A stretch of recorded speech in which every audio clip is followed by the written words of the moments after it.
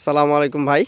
ওয়ালাইকুম তো আসসালাম। আমি অনেক আগে আপনাদের এদিকে আসছিলাম। তো আমি শুনছিলাম যে আপনাদের এই গ্রামে বেশিরভাগই হচ্ছে ধান চাষ করা হয় আর পাট চাষ করা হয়। তো আজকে যখন আমি এদিকে আসছি মোটামুটি দেখলাম যে পাট খুব কম সংখ্যক রয়েছে। মানে কম সংখ্যক জমিতেই পাট চাষ করা হয়েছে। আর ধান চাষ হাতে গোনা কয়েকটা, তবে বেশিরভাগ আমি দেখছি হচ্ছে পেঁপে বাগান করা হয়েছে এবং অল্প কিছু সংখ্যক জমিতে হচ্ছে ফুলকপির চাষ করা হয়েছে। তো এই যে ধান একসময় প্রচুর চাষ করা হতো এবং পাট চাষ করা হতো, এখন হাতে গোনা অল্প কয়েকটা জমিতে এই চাষগুলো দেখা যাচ্ছে। এই যে ধান এবং পাট চাষ যে এতটা কমে গেছে, এটার পিছনের কারণটা কি? আসলে কি মনে হয় আপনার কাছে যে মানুষ কেন এখন ধান এবং পাট চাষ করছে না, বরং পেঁপের বাগান করছে আর হচ্ছে ফুলকপি এইগুলো চাষ করছে? এখন ভাই এই ন্যূনতম যে ধানের যে হারে খরচ, সেই হারে ধানের যেভাবে খরচটা হয় সেই হিসাবে ধানে পোষায় না।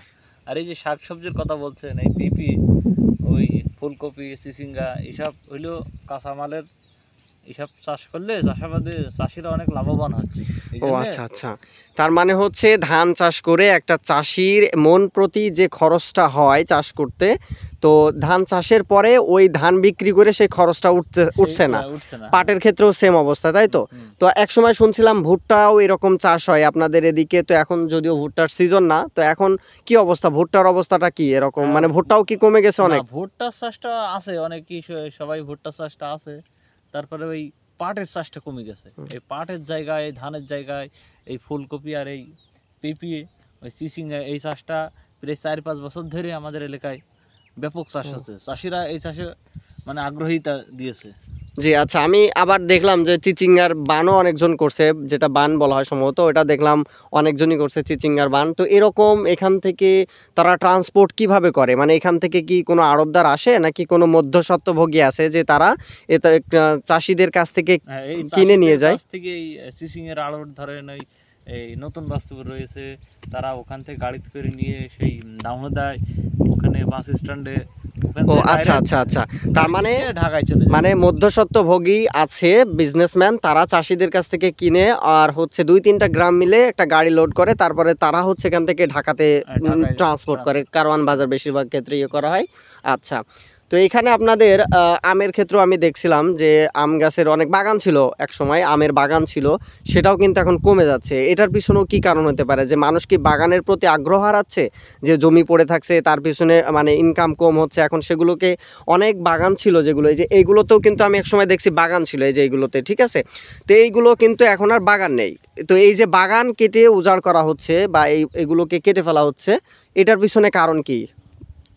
এখন বাগানে ভাই লাভ নেই। এখন 1 বিঘা জমি যদি মেয়াদেও দেয়, তাও 20-25 হাজার টাকা হচ্ছে। এই ক্ষেত্রে চাষিরা ওই আগান বাগানে আর লাভ নেই, এই জন্য আগান বাগান কেটে চাষাবাদ করছে জমি। ও আচ্ছা আচ্ছা। মানে বাগানে সেরকম লাভ নেই, এই কারণে বাগান অধিকাংশ কেটে ফেলা হচ্ছে। যেমন এই সামনের এগুলো কিন্তু বাগান দেখছিলাম, এখন আর নাই। তো ধন্যবাদ ভাই আপনাকে আপনার মূল্যবান সময় দেওয়ার জন্য। তো আমরা দেখি সামনে আর কাউকে পাই কিনা, কোনো চাষি ভাইকে পাই কিনা, তাকে কোনো কিছু জিজ্ঞেস করা যায় কিনা। সির্ফ 3 মিনিটই নেই, বেশি। আসসালামু আলাইকুম। ওয়ালাইকুম তো আসসালাম। আমরা এসেছি এই যে জমির অনেক সময় দেখেছি এখানে চাষ হচ্ছে, বেশিরভাগ ফুলকপি অনেক জায়গায় চাষ হচ্ছে দেখছি। তো আপনি দেখলাম এটা আপনার সম্ভবত আপনার জমি। তো এই জমিতে আপনি ওষুধ দিচ্ছিলেন, আমরা দেখলাম। তো কি ওষুধ দিলেন এখন? এখন দিলাম রিডোমিল আর হলো অ্যানস্টার টপ। ও আচ্ছা। এই ওষুধগুলোর কাজ কি আসলে? আর আপনি এইগুলো যে ফুলকপির চারা লাগাইছেন, এটা কতদিন হচ্ছে? 5-6 দিন লাগে। 5-6 দিন হচ্ছে। আর এই ওষুধ যেটা দিলেন এটার কাজ কি আসলে? এটা পচা লাগা আর আছে এই যে পোকামাকড়। ও আচ্ছা আচ্ছা, যাতে এই গাছের যে চারাগুলো আছে ওই চারাগুলো যাতে পচে না যায় আর পোকামাকড়ে যাতে আক্রমণ না করতে পারে, তাই তো? আচ্ছা, কতদিন নাগাদ এগুলো হচ্ছে আপনার এই যে কপি আছে এটা মানে ফলন ধরতে শুরু করবে? 2 মাস পরে। 2 মাস পরে, সম্ভবত 2 মাস লাগবে। তো এর মাঝে আর কতবার পানি সেচ দেওয়ার সম্ভাবনা, কতবার যে সেচ দিতে হবে অথবা? 20টা শেষ ও লাগবে। আচ্ছা, 15-20টা সেচ লাগবে। তার মানে প্রচুর খরচ, অন্তত পানির খরচটাও আছে, সেচের খরচটা।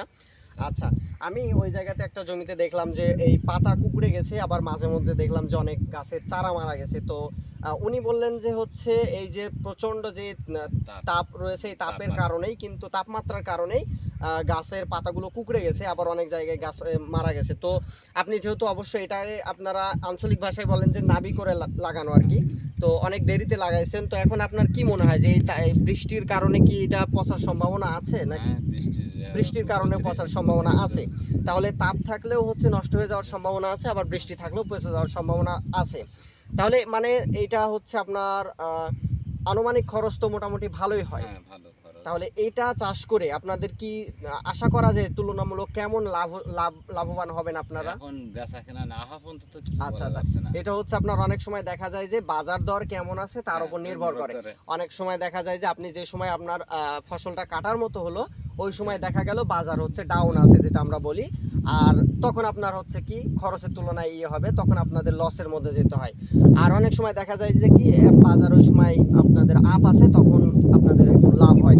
তবে এই যে আপনাদের লাভ এবং লসের এই মাঝামাঝি অবস্থায় কিন্তু আপনাদের চাষ করতে হয়, তাই তো? যে লাভও হইতে পারে, লসও হইতে পারে। হ্যাঁ, আমি অনেক সময় গতবার আসছিলাম তখন একজনকে দেখছিলাম এগুলো গরুর খাবার হিসেবে ব্যবহার করছিল, তো তখন একবার এরকম হয়েছিল আর কি। তো সম্ভবত ওইবার দেখছিলাম ফলন হয়েছিল কিন্তু দাম ছিল না। তো এবার গতবারের হিসাবে আপনার কি মনে হয় যে এবার কি ফলন কি আপনারা লাভবান হতে পারবেন নাকি তাও দ্বিধাদ্বন্দ্বের ভিতরেই? এখন দ্বিধাদ্বন্দ্বের ভেতরেই মনে করো যে আচ্ছা, আচ্ছা। লাভবান, যদিও মাল হয়, যদি দাম থাকে তাহলে ও হতে আচ্ছা, পারে। তার মানেও সেই একই হ্যাঁ, বাজারের উপর বাজার নির্ভর করবে যে নির্ভর আসলে লাভবান, কারণ প্রত্যেক বছর আসলে- প্রত্যেক মাসে মাসেই তো অনেক সময় এসে বাজার দর হুম। এদিক ওদিক ওঠানামা করে। তো আমরা অনেকক্ষণ কথা বললাম আমাদের এক চাষি ভাইয়ের সাথে। তো বিষয় হচ্ছে ফুলকপি চাষ, যেটা সম্ভবত এই গ্রামে বাড়ছে, সময়ের সাথে সাথে বাড়ছে। এক সময় ধান চাষ এবং পাট চাষ হতো, এখন কিন্তু সেটা আর নেই।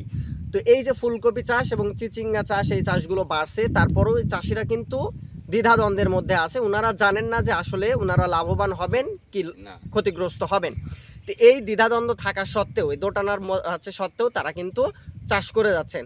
তো অনেক সময় দেখা যায় বাজারের উপর নির্ভর করে, হ্যাঁ, বাজারের উপর নির্ভর করে তারা লাভবান হবেন না ক্ষতিগ্রস্ত হবেন। তারপরেও আমাদের চাষি ভাইরা যারা আছেন আমাদের দেশে, তারা কিন্তু চাষ করেই যাচ্ছেন। তো এটা স্বাভাবিক। অনেক সময় এই যে পাট এবং ধানের যেটা ছিল, এই বিষয়টাও কিন্তু এরকমই ছিল। প্রচুর আমি দেখেছি যখন প্রচুর চাষ হয়েছে, এই মাঠেই ধান চাষ হয়েছে, পাট চাষ হয়েছে, কিন্তু এখন কালে ভদ্রে দুই একটা জমিতে ধান এবং পাট দেখা যাচ্ছে। এর পিছনেও কিন্তু এই মানে ফসলের যে কম নিম্ন দাম নিম্নমান, এইটার কিন্তু একটা অন্যতম কারণ, নিম্ন যে দাম রয়েছে, মূল্য রয়েছে, এটার কারণে এখন উৎপাদন খরচে হচ্ছে অনেক বেশি হয়ে যাচ্ছে। যে আমি কোনো এক মণ ধান বিক্রি করলে যে টাকাটা পেতাম তার চাইতে ওই এক মণ ধান উৎপাদনে খরচ বেশি হচ্ছে। পাটের ক্ষেত্রেও তাই। এই কারণে চাষিরা এখন এই যে স্বল্প যেগুলো আছে, আমরা সবজি টাইপ যেগুলো বলি, এইগুলোতে তারা স্বল্প সময়ের স্বল্প মেয়াদে যে চাষগুলো আছে এইগুলোতে তারা বেশি আগ্রহী হচ্ছে। তবে এটা একটা খুবই আশঙ্কাজনক বিষয় যে যদি আমাদের দেশের চাষি ভাইরা ধান এবং পাট, যেটা আমাদের খুবই গুরুত্বপূর্ণ, ধান আমাদের প্রধান খাদ্যশস্য এবং পাট আমাদের প্রধান অর্থকরী ফসল যেটা গণ্য করা হয়, হিসাবে কনসিডার করা হয়। তো এই দুইটা জিনিসই কিন্তু, এই দুইটা পণ্যই কিন্তু আমাদের এখান থেকে এই যে কম আমদানি হচ্ছে, রপ্তানি হচ্ছে, আবার এদিকে কম চাষাবাদ করা হচ্ছে। তো এইগুলো যদি এরকম চলতে থাকে, একসময় আমাদেরকে কিন্তু ধান চাল যেমন এখন চীন থেকে আমদানি করা হয়, তখন কিন্তু এটার মাত্রা আরও বাড়তে থাকবে।